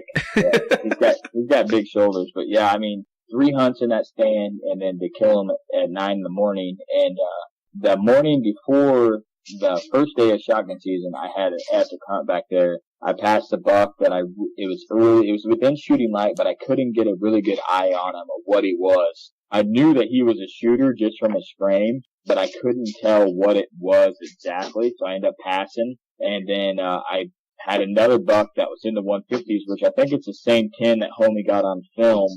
And I ended up passing that deer because it just wasn't a great shot. And then I passed a 135 8-pointer all in the same stand within 2 days, and then shot a 190. So if you got the right spot, you got the right spot. But if I would have went back there in October and hunted that spot, it wouldn't have. If I would have been like, okay, I got this 190, I know he's pinching through here. But like I said, if you guys seen this pinch, it's a timber block, right? And it doesn't look like a pinch to most people. They're just barely pinching around this little bitty washout that if you were out there, you might walk by, you know, and they just pinch around this washout and use it. They don't like open timber. They pinch around the open timber and roll the fence line. And you can see in the film, I mean, we're 100 yards from the fence line, and Mr. Freeze was literally on my property for 80 yards when I killed him. Dude. He was literally coming off the neighbors, going straight to my neighbors, and he was hitting within 80 yards of the corner post of my lead. And yeah, 80 yards and another 80 yards, he'd have been off the property. Dude, that is so tough. yeah. I mean, and we knew that he didn't live on my piece. We knew he bedded on 3 pieces that surrounded my piece by trail cam pig. And, we knew that we had to kill him late season, which when he frequented my property a lot more because the pressure on the other properties was higher, so it pushed him onto mine, or during the rut, cruising for does. And like I said, literally Homie had the exact same chance that I did to kill that deer. If he would have been on the north, cruising south, Homie would have killed him that day. We had pics of him up there. I mean, yeah. He was on the Homie was in the stand. It was literally a 50-50 roll the dice, really. I mean, literally. We knew that these 2 stands was the best case scenario. We knew he bedded on the north, and if he went south to north, I would get a shot at him. If he went north to south, Homie would get a shot at him. If you had hunted the honey set, I probably would have shot Mr. Freeze. Yeah, you would have, you know. And that's another thing where when the time is right to go deep, you have to go deep. But when the time isn't right, you can't. You have to play it safe. I don't care if you got 100 acres. If your access isn't right, because there's that stand that I was hunting, garbage access. Every time we go back there, we bump deer. It's absolutely terrible. It's the worst access that you can have because you have to walk through so much timber where deer are bedding, does are bedding, right? We're walking past the freshest, hottest buck sign you ever seen in your life. Don't even talk about the sign to get back there, dude. The people that say it's Hunt Fresh sign, Not around my area, man. That's just all nocturnal, all of it. And we proved that this year. So we're walking past just gang loads of signs. I'm talking like people are gonna think I'm over exaggerating, but 10 to 12 fresh ass ground scrapes that have been hit the night before. But then maybe a 20-yard jump. Oh, Yeah, damn. Just fire hot. Just every bush that overhangs a trail is just hammered, right? And I'm walking right past them. Like I'm walking right through them, right? So that's on like the main road or trail, whatever you want to call it. It's more of a road than it is a trail. 40 yards to the south is where the honey set is. And that's got 2 ground scrapes. It's got 2 horizontal rubs, which we know Mr. Freeze has made 1 from trail cam pics. And then it's got another tree just damn near rubbed in half. And I'm not talking like your typical shrub tree. I mean, I'm talking legit tree. And I told Cody, I said, if I shoot a buck out of this stand, I'm cutting that tree down and it's going in the mouth. Like, it's going to be an epic mouth. Because, I mean, this thing is just tore up. And then, just from the trail cams that we have there, the only buck you could have shot was on November 3rd or November 4th at 9:10 in the morning, but we had a southeast wind, and you would not have been able to hunt that stand, and that deer would have busted you before he would even got to the trail cam to be on it. So only picture in daylight. Only picture in daylight, yeah. Where they're entering and exiting all this sign. We got an assload of deer there at night, at like 5 in the morning, 6 in the morning, 8 o'clock at night. But I'm walking past all that fresh sign to get back there. That's why I said when it's time to access the right spot at a time that you think you could kill him. So we knew that he was bedded on the piece. I don't want to say the name, but we call it, we'll just say. Don't say the name. we'll say the D I think ground. you already said it, Yeah, bro. You tell me after the podcast, and we'll be all right.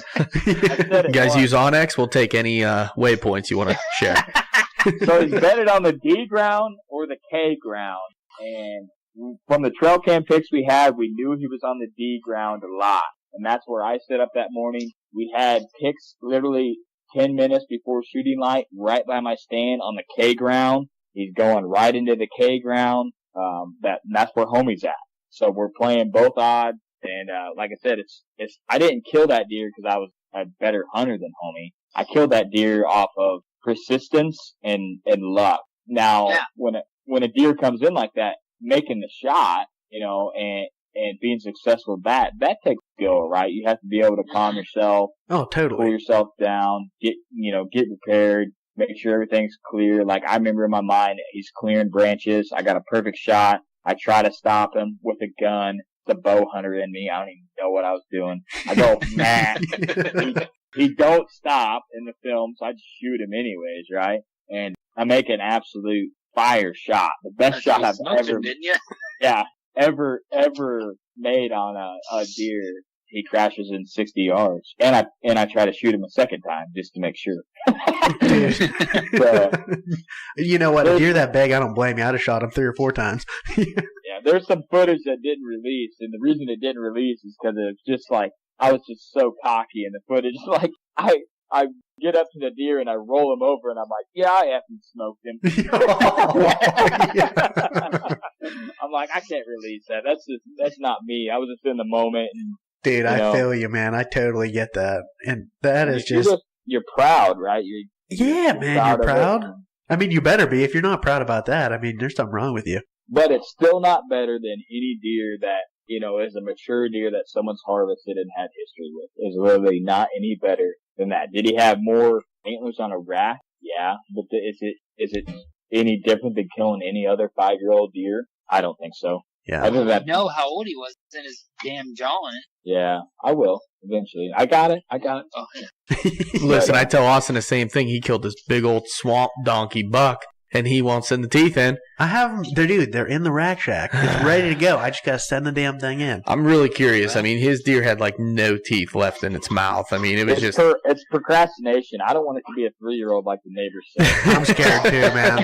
Like, I think it's this great big freaking old swamp donkey, and I feel like I'm going to get the teeth back, and they're going to be like, yeah, it was a 2.5-year-old. He just didn't floss when he was young. Oh, man. No, but, just getting back to the legend of Mr. Freeze, I don't have as much work in it as Cody, and as much as I wish that I would have shot that deer, is exactly as much as I wish I didn't shoot that deer when Cody actually shot him, because I got to see how much it meant to Cody, and he is a better hunter than me, regardless if he'll give himself props or not. And he doesn't do that. That's just his personality, and he talks me up like I'm a better hunter than I think I am. But it's just my personality is I don't think I'm as better or as good as a hunter as I think I am. But we know the basic, and just to see him in that moment, I'm glad that deer did not walk by and have me shoot it, because just to have the roles reversed would have been, I would have spent more time apologizing to Cody that I shot that deer than I would have been soaking it in, because I knew how much we had game planned together to shoot that deer. And it would have been the best and the worst time, to shoot a deer. But just like Cody said there, I was on the north. He was deep, but on that day, he had packed Jake in with him, and we were trying to get Jake a doe, his first deer. He had a doe permit, and the first deer that they had seen was a buck, and Cody kind of scoped him out, and I'd already shot my doe by this time. So I told him, I said, well, you guys should have just come up here, and it was kind of coin tossed in the morning when we were getting dressed if Cody and Jake were going to come to the north stand, or if they were going to go to the back stand. So literally a 50-50 coin flip. They went to the stand I was in, or if I went to the stand they were in, is how different the story had turned out to. You would have shot the 135-8. I was saying. That's a good point. I'm like, shit, look at this guy. Dude, I want to go back and I want to touch on a couple of things real quick. Number one, congrats on killing like a freaking ginormous ass deer, honestly. Two. Well, it's high fence. I mean. Well, yeah, I mean. I was just going to say. High fence and corn and a gun. I mean. Yeah, thank God in that 80 yards he was on your property that you cut a hole big enough in the fence from your neighbors to your property that he could just slip right through. The only way he could pinch through there was through the hole in the fence. Right? This guy gave me another thing to bash myself with. Thank you so much. Best thing that's come out of this podcast. I'm going to be like, yep, came off the neighbors, cut a hole right there, the only place he could enter. I got it. Couldn't get out. There's a drawbridge on the other side with a tripwire. Once he went through, boom, closed right on there behind him. Right back over. Yep. Oh, damn. Sorry, Austin. Yeah, thanks for getting me off my train of thought there, guy. But number two, going back to you saying, like, if that deer would have came through, you would have felt bad if you shot it. Like, that just shows what kind of a guy you are. Like, you guys both put in really hard work to get on this deer and game plan and everything. I'm sure everyone would have been happy if you shot it. It goes both ways, honestly. But the fact that you would have like felt bad but been happy and like that's a piece that like everybody has to struggle with that. It's like the devil and like the angel on the shoulder. You know what I mean? Like you're like, oh man, he's been working so hard for this deer, but it's right in front of me. I've said it with you, in Goon. Yeah. You had Goon on camera for a couple years, and this is a big deer from Pennsylvania. This deer had no reason to be near us at all. And you were after him for a couple years, and you had told me, we scouted and we did some spring scouting, and I found some bedding, and you're like, hey man, you help me find it. Let's get in there after him. And I'm like, dude, I don't want that deer to walk past me and me to shoot it. Like, yeah, it'll be an amazing deer, and I will love it forever. But the feelings I'll have, like, I will regret doing it because I know how much this deer means to you specifically, and it's something that you've been after for 2 hard years. Specifically, that buck. Yeah. No, I feel you on that. So I have the same feelings as Homey felt. If it would have been him, how the tables would turn. Yeah, I feel you on that. Yeah, I mean, it would have just been like that initial, like, dude, I don't know if it had been a phone call or, he would have heard me shoot because, we're only 250, 300 yards apart. So, he'd have been texting me. I'm like, well, you should probably just come over here. What do you say? Be like, seriously, you should just come over here because, then he's going to know. Yeah. I know exactly what you say. I just shot Mr. Freeze. That's what you say, right? So I'll break it down. Oh, no, you just say, oh, no, I just shot the biggest buck in my life, and then you, like, play it down low, and then you just have a guy walk 300 yards to you, and when you give him the camera and you're on the ground, then all hell breaks loose. That's what happened. So is that what I should have done? He's like, nah, probably just the biggest buck in my life, but, he's probably just come over here. Yeah, I mean, one solid tear running down your face. I'll play it real simple to you. I let Homey hunt this piece with me, right? Yeah. And I knew this deer was there. Yeah, that says And enough I right knew that the chance of Homey shooting it was really good. I had put the work in to find this deer. I literally knew exactly where to get velvet pics of him. I knew exactly what he was going to do late season. I had the idea of the scrape tree. I hung the stand where for Homey that this buck had been frequenting this scrape for 3 years. That's the Right? Homey set. That's the Homey set, right? And that's who I am. When you find a guy that you're legitimately like brothers with, right? We hunt together, but we're brothers. We talk hours on the phone repeatedly during the week. But it's just who we are, and I knew that he could potentially kill this deer, and I was cool with that. Now, there's a couple times when he showed up on cam when we were hunting together and I was filming him. I was like, Homey, if Mr. Freeze comes by and I'm in the stand with you, I'm shooting him. Oh, dude, absolutely. And my selfishness came out then, right? But the other 30 times that I'm at work and Homey's hunting out there by himself, you know what I mean? Or I'm hunting another stand and I'm hunting over here, he literally could have killed that deer and I would have been just as happy for him as if I killed that deer. Because, just like my buddy Nick Brown says, you have to be out there to kill these bucks, right? Absolutely, So yeah. if he killed him, I knew that 100% going in, and Homey knew this deer was there. It wasn't a secret, you know what I mean? I let him on to potentially kill a 190 class deer. Oh, and the deer was 200 yards away from him when I killed him, headed directly towards him. Right? Yeah. So, I mean, I rolled the dice, but like I told Homey, he could have just repaid me with like 6 140s and it would have been even. 6 140s with a bow. I mean, yeah, it wouldn't have been a big deal. So, I can get you a couple encounters, bro.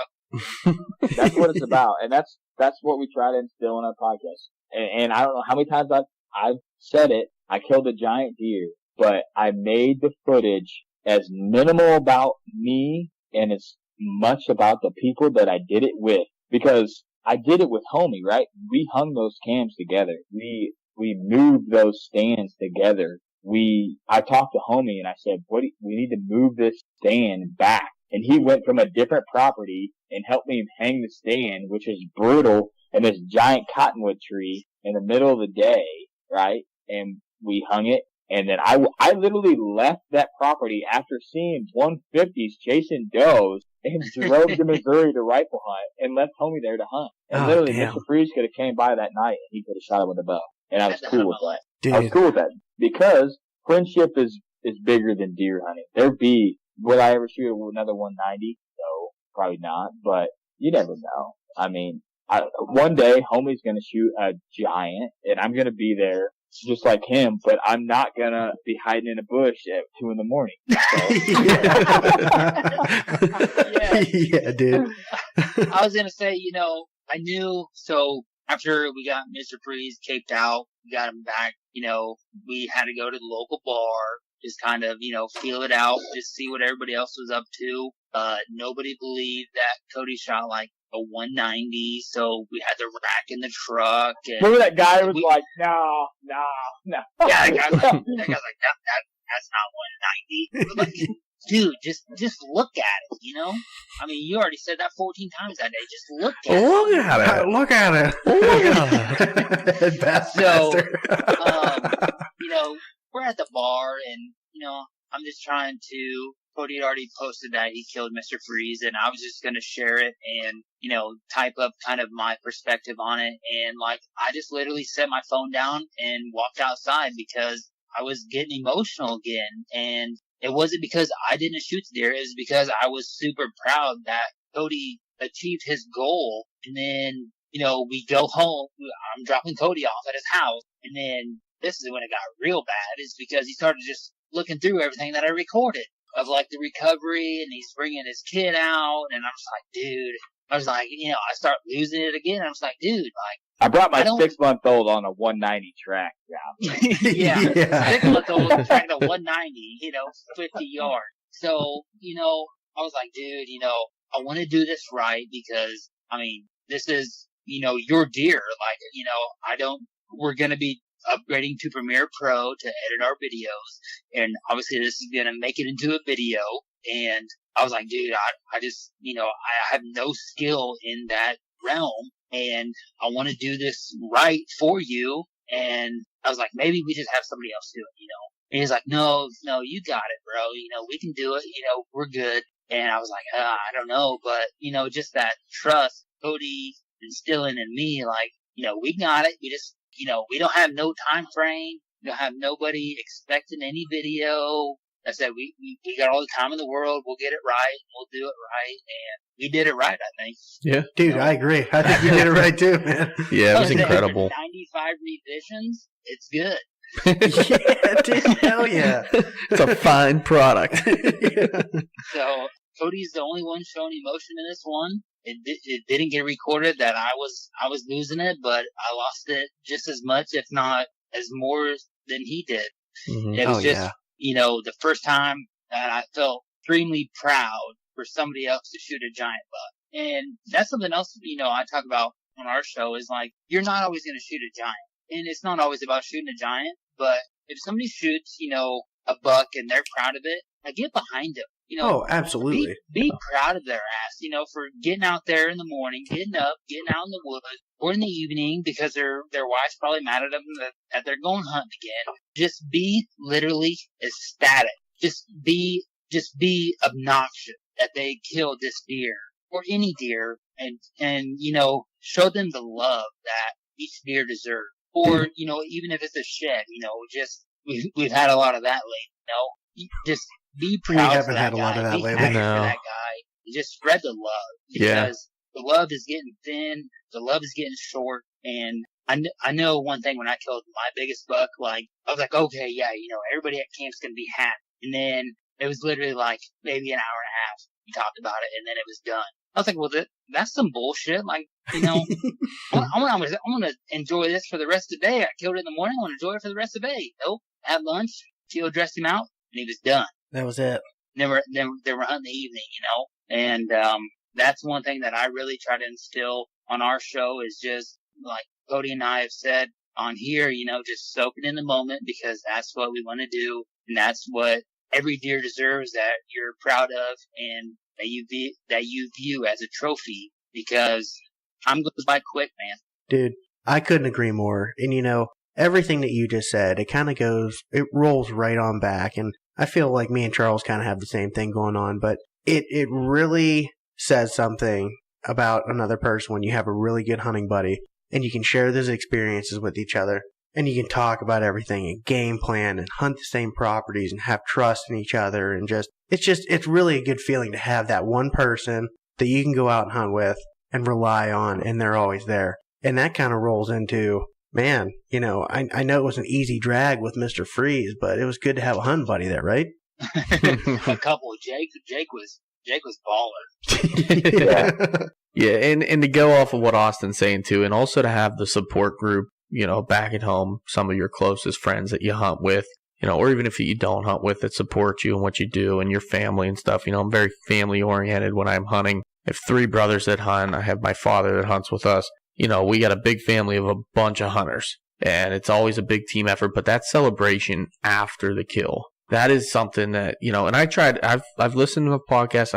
I tried it this year. I'm like, when I kill my buck, I'm going to take my time. I'm going to really take it in. Sure enough, I kill my buck. I take my time getting down. I follow the blood. I'm taking pictures. I find the deer, and I'm like, oh man, this is so cool. I'm sitting there with it, and next thing you know, here comes the landowner on a 4-wheeler. Like, shit, I guess I kind of got to get this thing out of here. But it's the after the fact with us usually, like when it's hanging in the tree and you got people. I was up, when I killed my big one 2 years ago, I was up till 3, 4 in the morning, and I was leaving the next day for Illinois. We were going on our out-of-state trip to Illinois the next morning. We were leaving at like 7 in the morning, up till 3 and 4 in the morning. Our one buddy's the cop. He's there with the cruiser, with the light shine on the deer. And it's just story time, man, for hours and hours and hours. And you're on a high. Like, I couldn't even sleep that night. It's incredible. So I know what you're talking about there, man. It's just, taking it in is probably the best advice you can give to anybody. Doesn't matter how many years they've been out there. The best advice you can give to anybody, take that moment in, because, my deer goes off to taxidermist and I don't see it anymore for a while. And, I miss him. Yeah, for sure. And, Oh, yeah. When I go to my biggest buck today, he's a 150 class buck, and it was short lived. Like, there was nobody like super pumped up, Yeah. at the deer camp. It was just like, oh yeah, another buck, taken. I didn't shoot it, blah blah blah. I was like, this is bullshit. Like, Yeah. I want to change this in my little circle. I said, you know what? I said, no matter if I agree or disagree with the buck that's shot, whether it's a 2-year-old or a 6-year-old, or if it's a 110 or a 170, I'm going to be ecstatic as hell for that guy. Oh, hell yeah. I'm probably going to be more ecstatic for that guy than he is about shooting that deer, because that's what I missed when I shot my biggest buck. And that's something that needs to be brought back into the industry. And just like I think Cody had said, when he was little, it was all about being a 12-pointer, it was all about being how many points that deer had. Mm-hmm. Well, now it's, did you have 3 years of history with him, and was he a 160 or better, Did you And- find his sheds? It doesn't count if you didn't find his sheds. do you have any sheds off of him? And literally, when we had started this podcast, my sister, just strictly gun hunts, and she had kind of been hunting her ass off for 3 years, and she finally got a buck she could mount and put on the wall. And funny story, she thinks the deer's coming in, and she shoots him, and she's like, oh, it's a 6-pointer. And we're thinking, oh geez, 6-pointer. And then we get down there, and it's like a high 130s 9. Oh, And- sweet. Jeez. Yeah, so we all come up, we're like, what the hell are you talking about, 6-pointer? This is like legit good buck, and just dragging that deer out.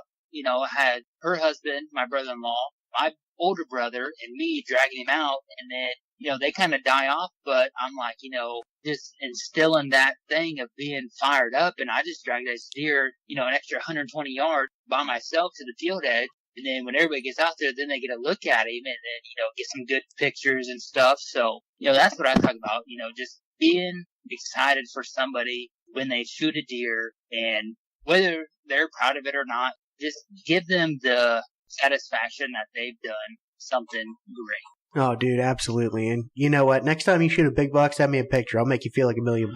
Yeah, that buck you shot, dude. I was there. Great buck. Shoot a big buck first. No, I think he shot a great buck this year, to be honest. It's a great buck.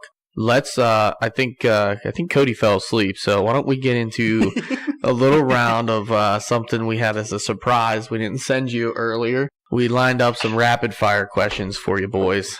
So whoever hits the button first can go ahead and take each of these. But Austin, why don't you lead us off with the first one, buddy? All right. What is your favorite hunting tradition? Hitting deer hard. I like that. Me too. Favorite hunting tradition? Man, that's tough. I don't know. I think it's like that, this is going to be weird for a lot of people. I think it's like that week or 2 weeks before season starts when everybody's just like so jacked. They're sharing velvet pics and everybody's thinking about how great and grand their season's going to be, and it's probably going to be shit like most seasons are. I think that's my favorite time, when the stress really isn't on to kill one, and you're just getting really amped up. You're in the backyard shooting a bow every day. That's my favorite tradition. Dude, that's a super solid answer. Yeah. That's not what I expected. Totally at all, out of the but box. I like that I a really lot. dig that. Yeah. All right, boys. What's your best advice for a new hunter? Keep it short. Cody's sleeping. Oh, I'm good, man. I just took a pee while Homey was talking. I was rambling. Velvet lights kicking in. Velvet lights kicking in. Okay. Best advice for a new hunter: don't worry about what you shoot. Shoot as many deer as you want. Forked horn 6-pointer. I killed a ton of tiny deer. I don't even know how many button bucks I've killed, bro. I mean, seriously. Mm-hmm. I got a button buck village dead over here. But take advice from other hunters, even if it might be wrong. You got to figure out what works for you. I like that. Solid. Come on, homie. Cody kind of took mine. Like I said before, I wish I would have shot them 100 inches, 120 inches, just to build up my confidence and, have that, deer recovery experience. So I will go off of that and say, our season starts October 1st every year, no matter what day it is. And deer transition their movements and patterns throughout the year. I wish I would have known that when I started bow hunting. Yeah. Oh, dude. Yeah. That's good, too. Yeah, no I'm doubt. totally down for that. No doubt about it. That is, and figuring out on which property they're moving at what time of year is huge, too. Yep. So that goes right in with it. What's your next out-of-state hunt that you have planned? We're both going to Missouri. I'm gonna drag Homey. That's about the only thing we got planned right now. I can dig that. I'm gonna introduce Homey to the camaraderie of homemade biscuits and marmalade, orange marmalade, in the morning after you just shot a buck with a rifle in Missouri. Oh, damn. That sounds good. That sounds like a good I've never ass time. hunted with rifle, only shotgun. So I'm definitely looking forward to that. Like, if you can see it, you can probably shoot it. Pretty much. Just about. Yeah, just about. You can shoot at it a and bunch. Definitely just seeing, everything that Cody had got on film, down there with his grandparents. I'm definitely anxious to get into that. And after that, like we said before, we've got velvet hunts on the brain. We've got bear on the brain. The Texas hog huts lined up Texas pretty hog much. hunts. Yeah, we'll have to talk about that one. Nothing outfitted. It's all just personal people like us, and just offering the olive branch to come out and enjoy what they're doing. I dig that. All right, I'm going to take the last two here, boys. All right. This one is mostly for Cody, but actually the next two might be. But what is the best recommended high fence property for gun hunting, like the Mr. Freeze property? I got a perfect answer to this. So find a piece that everybody think is shit, but no one can tell you why it's shit. It just is, and put a high fence on it. You're kill big deal. That's literally how I found my property. I tell homie, I'm like, no one hunts this piece. Everybody thinks it's junk because of this or this. And then we hunt it and it's baller. It's like, holy shit, this thing is awesome. You know what I mean? So, and the same thing with sheds. I mean, that's another good thing for high fence. You find big sheds in high fence. Every shed I found this year was inside of a fence. That's how I find them. But I can't find the match. I don't understand. Yeah, what's going on with that other side? Kick the match outside of the fence and then keep the other one inside. I think he only shed the other side after May. Yeah. Oh, damn. There's squirrels out there only eating right sides. That's the tasty side. Everybody knows the right side's the tasty side. Right? So sick. I couldn't agree more. Oh, damn. All right, on a more serious note, this again can be for both of you since you were both part of it, but specifically, say, Cody, if you killed a 200-inch deer next year that you had zero history with, would you be more excited than when you found out that you killed Mr. Freeze? No, not even close, bro. That's kind of what I thought. I mean, we potentially have a deer that could go 200 next year, and homie knows the deer I'm talking about, and homie's got a deer that he's hunting that's already 200, right? Don't worry, guys. Nobody listens to this podcast, so nobody's going to find out. And it doesn't even come close. Yeah. I mean, just the compilation of people getting tired of me talking about it on our podcast, and then being successful. And one thing I hope to really show people in the film is, me and homie are literally nobodies that were successful on a giant deer. So literally anybody can do it. And then when you do kill the deer, do it right. Do it the way that, you guys are seeing the film. When people kill that deer, they're like, they did it right.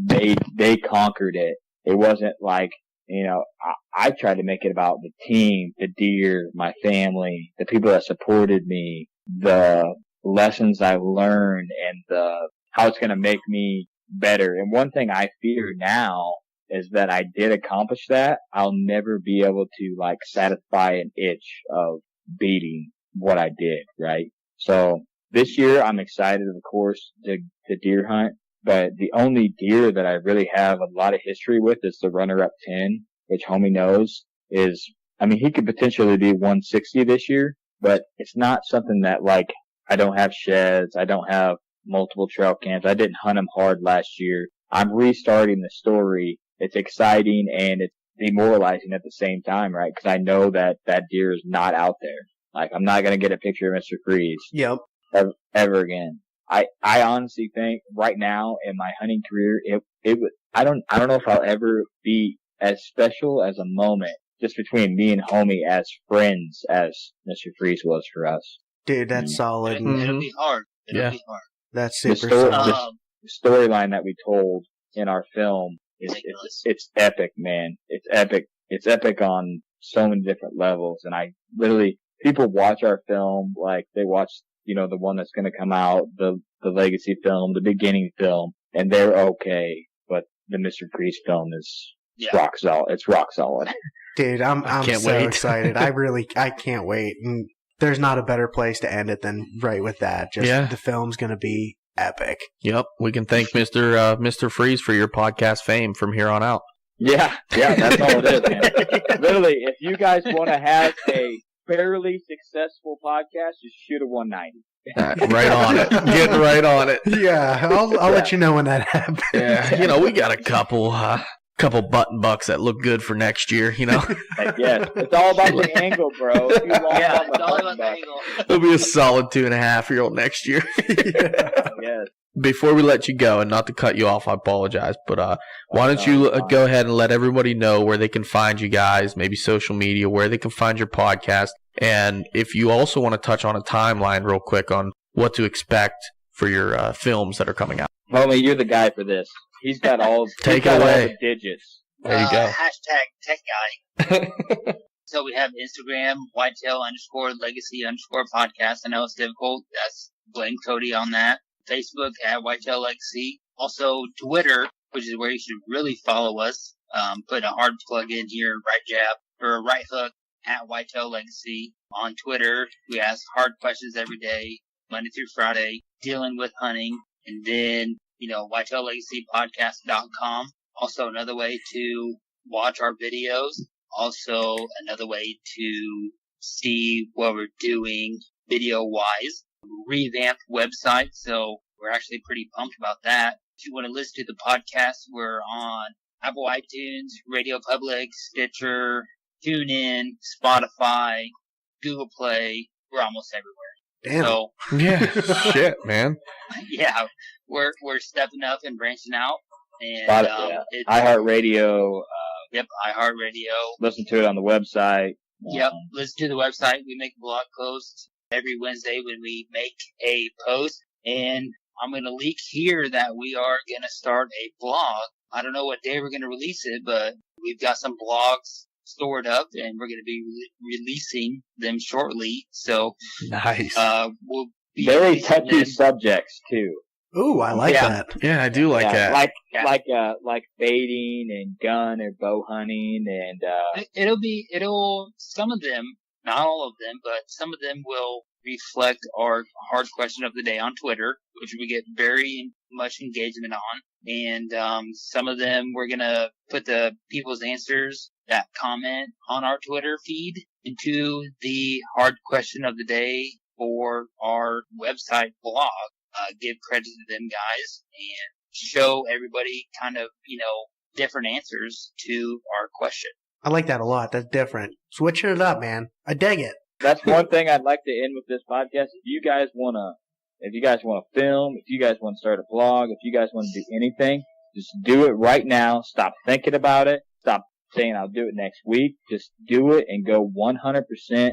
Well, huge thank you to Cody and Homey for coming on and spending the entire night and morning with us. That was tiring. It was a long one, man, but it was an exciting one. And Honestly, it was so much fun. I can't believe how fast 4 hours can fly by. I know, right? I literally was just having such a good time. Oh, dude, me too. I was drinking beers. I was drinking soda pops. I was hanging out. We were clearly drinking beer. Yeah, it happens. It's okay, and I think they were too. I don't know if from the other end, if you can start to hear Homey go down slope when he got to about beer 13, he said, but Oh, I man. told him his range is what, between 8 and 10. Yeah, man. That's where he's money, 8 and 10 where beers. That's where he's money. Hopefully there's something to be gained from the whole episode, though. I mean, we got into a lot of good topics. It was really good discussion back and forth. Absolutely. Their podcast and our podcast are a lot alike in the sense that it's just two guys down to earth that just want to get out there, talk to people that not a lot of people know about, get the camp stories, really get that good home feel. Absolutely. You know. Absolutely. They have a great podcast. Head over, give them a listen, give them a follow on all their social media at the Whitetail Legacy Podcast. Yep. Leave them a 5-star review on iTunes. They would greatly appreciate that, just like we would greatly appreciate that if you head over and gave us a 5-star review. We sure would. We sure would appreciate that. We sure would. I mean, all you have to do is take your iPhone out. Okay, and this is where it's easiest on iTunes. You go into your podcast app, you find us, you go to the very bottom of the page, and there's 5 stars right there that are empty. You click the very one to the right, the last one all the way to the right, 5 stars, click it, and you submitted it. Boom. And if you want to say a little thing about us, hey, love the show. Hey, you guys suck. Hey, don't ever get those drunken idiots from Illinois on again. All they do is kill big deer and high fence. Nobody wants to hear that shit. Yeah. No, but they're a good group of guys. They really are. They're so much fun. I can't wait to hang out with those guys. Yeah, we got to make something happen. They were talking about ATA and stuff for next year. I think we need to make that happen. That'd be huge. We will definitely try and do that. I think it'd just be cool to get down there, Absolutely. meet all kinds of new people, and meet Matt and Cindy as well. Certainly. They're always down there. Yep. Shout out to VIP. Shout out to VIP.